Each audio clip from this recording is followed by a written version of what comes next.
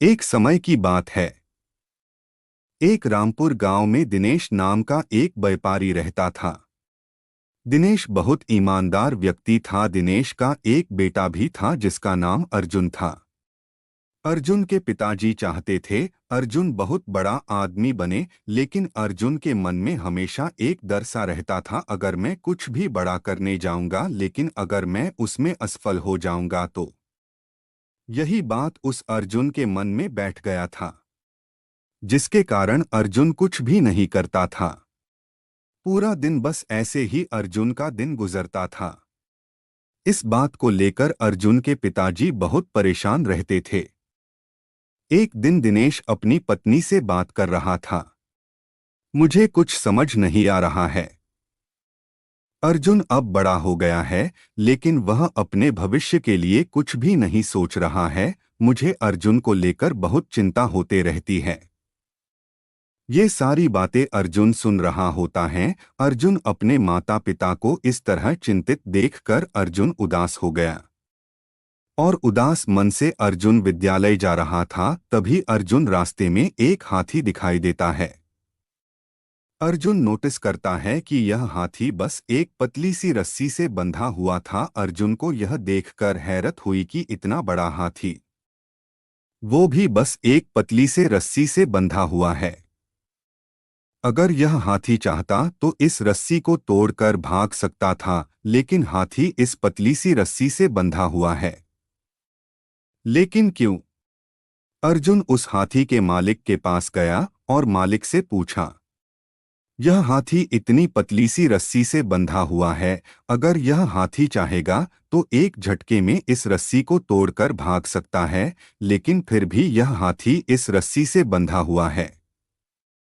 तभी हाथी के मालिक ने कहा, जब यह हाथी छोटा था तब मैं इस हाथी को इसी रस्सी के सहारे से बांधा करता था। उस समय यही रस्सी इसके लिए बहुत मजबूत थी, इसको पकड़े रहती थी और यह हाथी इस रस्सी को तोड़कर भाग नहीं पाता था। इस हाथी ने उस समय इस रस्सी को तोड़ने की बहुत कोशिश की थी, लेकिन यह हाथी बार बार नाकाम रहा और कई बार हार जाने से यह हाथी इस रस्सी को तोड़ पाना नामुमकिन समझ लिया और इस रस्सी पर अपनी ताकत लगाना भी छोड़ दिया। फिर यह हाथी धीरे धीरे बड़ा होता गया। इस हाथी को अभी भी लगता है यह रस्सी को तोड़ पाना मेरे लिए नामुमकिन है। और आज ये हाथी बहुत ताकतवर है, लेकिन यह इस रस्सी से हार मान ली है। तभी अर्जुन यह बात सुनकर हैरान था।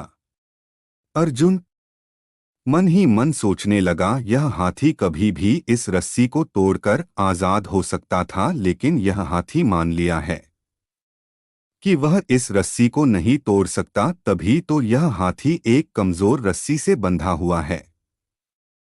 तभी अर्जुन की आंखें खुल गई। अर्जुन को समझ आ गया, कोशिश करने वालों की कभी हार नहीं होती।